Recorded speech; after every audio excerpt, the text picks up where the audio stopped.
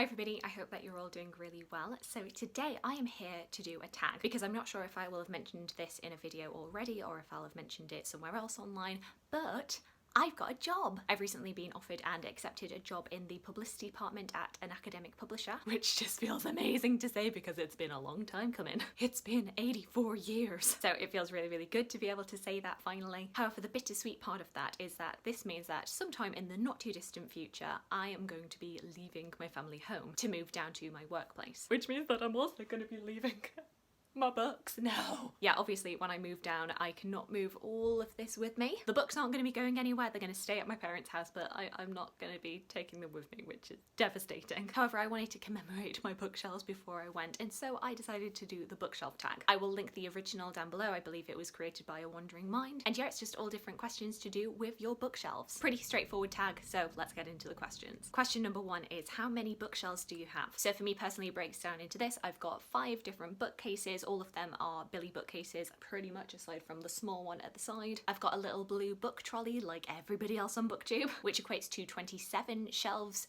30 if you include the 3 shelves of the book trolley. Question number 2 is, how many books are on your bookshelves, or how many books do you think you have? So of course, because I'm me, I did go round and count all of my books.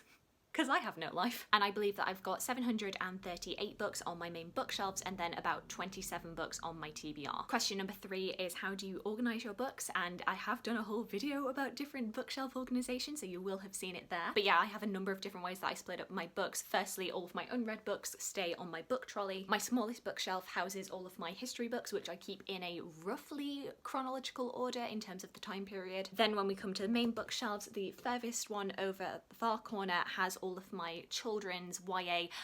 So it's not really the most set shelf, but it's mainly stuff that I read when I was a teenager. So there is some Sophie Kinsella on there, even though that isn't children's or YA, but that's what I tended to read a lot of as a teenager. So I associate it with that time period, so I put it there. Then carrying over to this shelf, we have things split up into Christmas books, Harry Potter, and A Song of Ice and Fire series all together. Then poetry, plays, and then a lot of folders. Then coming back over to these main shelves that you usually see, this bookcase here has all of my general fiction. As you see, it is split up into hardbacks and paperbacks and then arranged by colour. And then over to this final bookcase, we've got classics on these 2 shelves and then non-fiction that isn't history on the other 2 shelves, then a bit of a mix of things, and then all of my like Penguin Black classics on the bottom shelf. So there is a bit of a by genre system for each bookcase, but the actual system on each shelf is just kind of how I feel I want them to be. As you see with my classics, like some of them are split up by editions. So I've got my Penguin English Library all here, and then I've got modern classics, vintage classics. I do like to keep all of one author together on my classic shelf. But yeah, there isn't a universal organisational method that I have across my entire book collection. Question number 4 is, what is the oldest book on your bookshelf? Now for me personally, I don't collect old editions of books. I'm always in awe of people who do. So for me, the oldest book on my shelf is this copy of Rebecca by Daphne du Maurier. This edition was published in 1970, and I got it for a bargain price of 25 pence. And yeah, I just thought it was really nice, but like a lot of their writing has rubbed off. But I like the end papers, I like the little bookmark,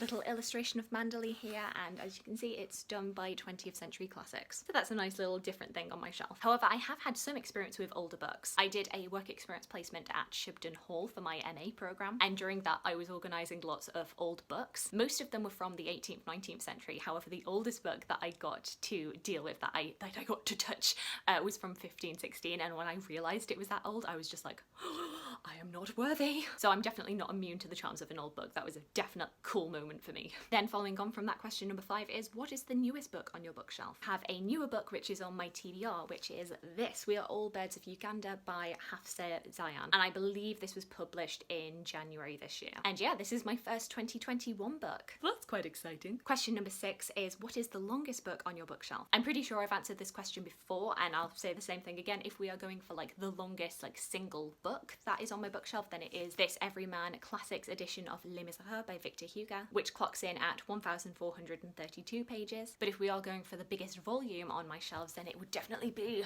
this Norton anthology of Shakespeare, which is the complete works of Shakespeare. I got this just before my first year of my history degree because I was doing a Shakespeare module, and yeah, it's a beast. And from beginning to end clocks in at a whopping 3,419 pages. The man wrote a lot. Question number 7 is, what is the shortest book on your bookshelf? The shortest thing that I've got on my bookshelf is this little pamphlet here, The Unknown Unknown, Bookshops and the Delight of Not Getting What You Wanted by Mark Forsyth. This is a little essay he wrote, as the title suggests, all about going into bookshops and the delight of going in with no expectations and just kind of letting your mood and the shop take you to your next purchase, rather than being dictated by an algorithm as you would find online shopping. Question number 8 is, what is the predominant genre on your bookshelf? And I guess the main things for me would be like history, non-fiction, historical fiction, and then maybe classics, whatever classics means. Question number 9 is, have you done a bookshelf tour? And the answer to that is yes, I have. I did one back in June, July last year. I will definitely link that down below. That's definitely my most viewed video, which I'm really pleased by because it's the one that took the longest to do, because I did do the traditional bookshelf tour video where I pulled down every single book and turned it to face the camera, and like I love watching those videos, which is why I wanted to do it, but it did take a lot of time and effort, so I'm glad that people seem to like it. Question number 10 is, go on a random number generator and talk about the book that corresponds with that number. So this is how I'm going to do it. I've got 5 bookcases, so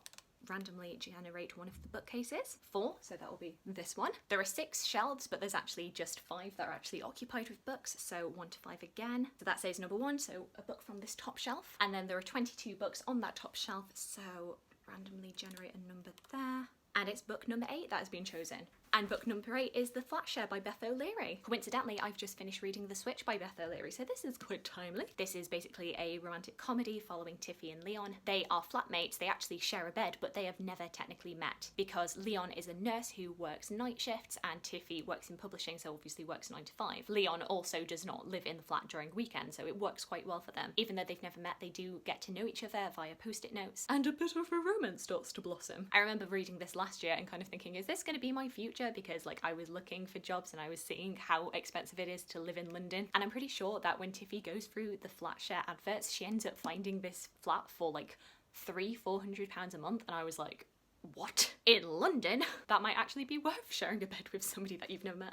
Question number 11 is, do you have any fan merch or other decorations on your bookshelf? Now, I actually did a video that was all about this, the booktube knick-knack tag, so I will link that down below because it hasn't changed too much, but I will update you on a couple of things that have. So firstly, I recently bought this little Peace Hall Halifax postcard. This is one of the major attractions in my hometown of Halifax, and I bought this because I have quite a few like postcards and prints of places like York and London, which are other places that mean a lot to me. London because I'd always wanted to live in London, and York because it was my university town, but there's actually not a lot of prints to do with Halifax. So when I saw this, I thought, you know, whenever I do end up moving out, I can take this with me, and then I've got a bit of my hometown with me. Something that I actually bought in the Peace Hall was this little pumpkin, and I bought this because I thought it would be like a fun way of decorating for Halloween, but obviously it's like quite nice bright colours. These are definitely my colours, definitely a bit of my aesthetic going on. So yeah, I've just kept it around for all time. Pumpkins are for life, not just for Halloween. I've got a little congratulations on your new job card from my mum and dad, so thank you, mum and dad. And then the final new additions to my bookshelves are these 2 vases. You might know from my Instagram that unfortunately my granddad passed away just before Christmas. It wasn't COVID related, it was something that had been kind of a long time coming, but yeah, basically we are now, me and my family, are having to clear out his house, and during the process of clearing it out I came across these 2 vases. This first one, which is like a blue floral print, and if you know me, you know I love my blue floral, so I thought this would fit very nicely in my room. And then this one, which is kind of mimicking a Grecian urn, so I sit this one right here, which is nice because I can often see it in videos, and whenever I look at it, it reminds me of my grandparents. And then this one, which I actually sit down at the bottom with all of my Penguin Black classics, most of which are like ancient Greek text, so I feel like this fits really nicely with them. I've also moved my fake plants from my windowsill over to here because I think they look nicer here. So yeah, those are the main changes to my decoration setup. Question number 12 is, show us your bookcase, and I will cut to that clip now.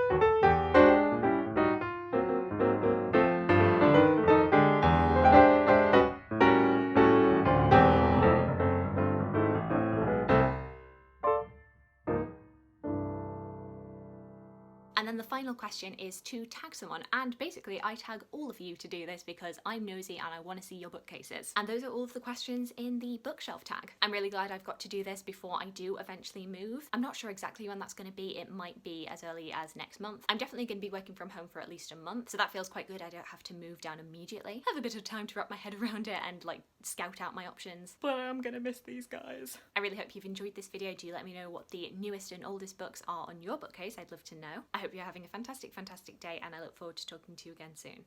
Thanks. Bye.